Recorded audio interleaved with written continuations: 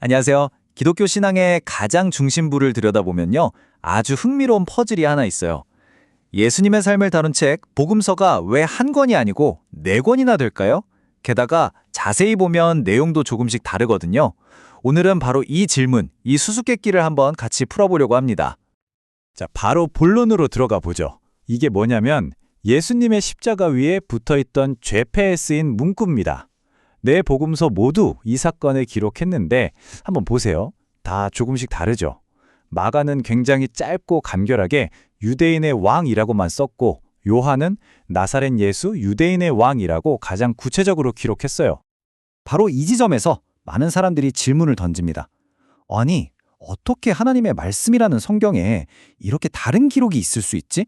이거 그냥 단순한 실수 아닌가? 혹시 성경의 권위에 문제가 있는 건 아닐까? 아니면 우리가 뭔가 놓치고 있는 더 깊은 뜻이 있는 걸까요?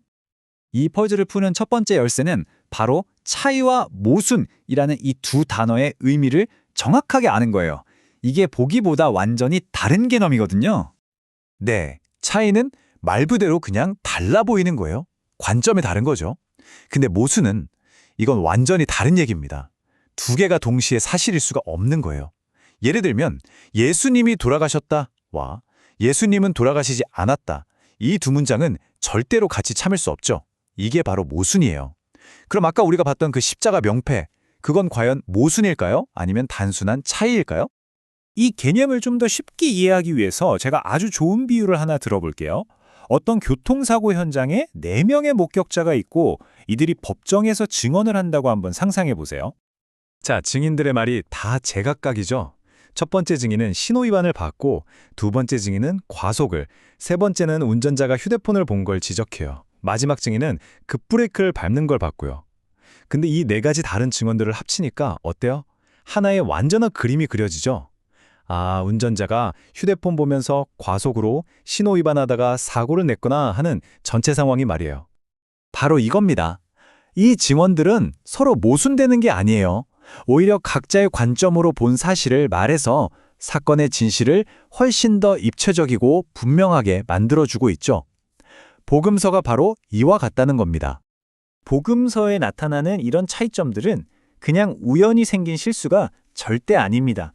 각 복음서를 쓴 저자들이 아주 특별한 목적을 가지고 자기가 글을 읽게 될 특정 독자들을 생각하면서 의도적으로 기록한 결과물이라는 거죠. 이 표를 보면 정말 흥미로운데요. 자, 마태는 유대인들을 위해서 썼어요.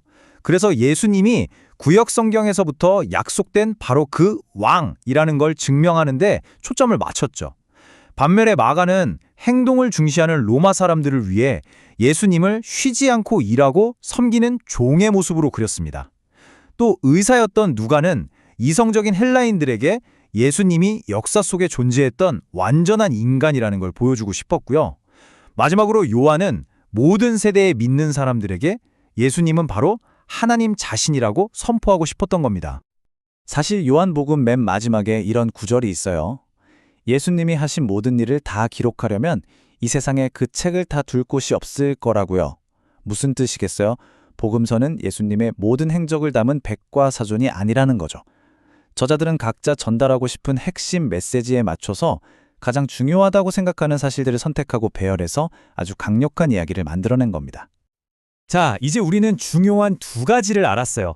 차이는 모순이 아니라는 것, 그리고 각 복음서에는 뚜렷한 목적이 있다는 것. 이 새로운 틀을 가지고 성경에서 가장 유명한 모순이라고 불리는 것들을 다시 한번 들여다볼게요. 아마 퍼즐이 얼마나 아름답게 풀리는지 보고 놀라실 겁니다. 예수님의 족보. 이건 정말 대표적인 난제 중 하나로 꼽히죠. 마태복음 족보랑 누가복음 족보를 파면 중간에 나오는 이름들도 다르고 심지어 순서도 정반대예요. 그럼 당연히 이런 생각이 들겠죠. 둘 중에 하나는 틀린 거 아닐까? 하지만 놀랍게도 두 족보 모두 진실을 이야기하고 있습니다. 핵심은 바로 이거예요. 마태는 예수님이 왕이라는 걸 증명하고 싶었잖아요. 그래서 유대인들에게 가장 중요한 다윗 왕으로부터 이어지는 요셉의 법적인 왕위 계승 라인을 따른 겁니다. 반면에 누가는 예수님이 모든 인류의 구원자라는 걸 보여주고 싶었기 때문에 마리아의 실제 혈통을 따라서 인류의 시작인 아담까지 거슬러 올라간 거죠. 보세요. 이건 모순이 아니라 서로 다른 진실을 통해 예수님이 누구신지를 완벽하게 증명하고 있는 거예요. 자, 이제 마지막 이야기입니다. 여기서 한 걸음 더 뒤로 물러나서 큰 그림을 한번 볼게요. 왜 하나님은 우리에게 한 권이 아니라 굳이 네 권의 복음서를 주셨을까? 그 안에 담긴 놀라운 지혜를 발견하게 되실 겁니다. 여러분, 우리가 어떤 사람을 정말 제대로 알려면 사진 딱 한 장만으로는 부족하잖아요. 그쵸? 앞에서 찍은 사진, 옆에서 본 모습, 환하게 웃는 얼굴, 또 진지한 표정, 여러 장의 사진이 모여야 비로소 그 사람의 입체적인 모습을 알 수 있는 것처럼요. 바로 복음서가 이런 역할을 하는 겁니다. 마태는 위엄 있는 왕의 초상화를, 마가는 묵묵히 섬기는 종의 초상화를, 누가는 우리와 똑같은 감정을 느끼는 인간의 초상화를, 그리고 요한은 우리가 경배해야 할 하나님의 초상화를 그려낸 거죠. 이 네 개의 서로 다른 초상화가 하나로 합쳐질 때 우리는 비로소 예수님의 완전한 모습을 조금이나마 이해하게 되는 겁니다. 그러니까 결국 이 복음서들의 차이점은요. 이게 성경의 약정이 아니라는 거예요. 오히려 성경이 얼마나 믿을 만한지를 보여주는 강력한 증거가 되는 거죠. 한번 생각해 보세요. 만약에 네 권의 책이 글자 하나 안 틀리고 완전히 똑같았다면 우린 뭐라고 생각했을까요?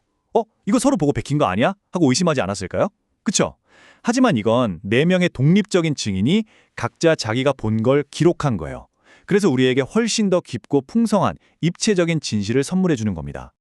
결국 이 모든 이야기는 요한복음의 이 한 구절로 모아집니다. 복음서가 기록된 단 하나의 목적, 그건 바로 우리가 예수가 하나님의 아들 그리스도이심을 믿게 하고 그 믿음을 통해서 영원한 생명을 얻게 하려는 거예요.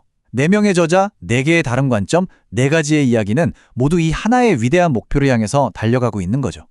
이제 여러분이 복음서를 펼칠 때 다른 점들을 보면서 혼란스러워하는 대신에 이번엔 마태가 어떤 그림을 그리고 있을까? 누가는 어떤 관점을 보여주려고 할까? 이렇게 각 저자가 그리는 독특한 예수님의 모습을 발견하는 기쁨을 누려보시면 어떨까요? 이 네 개의 창문을 통해서 우리는 예수 그리스도라는 분을 훨씬 더 온전하게, 더 깊이, 그리고 더 생생하게 만날 수 있을 겁니다.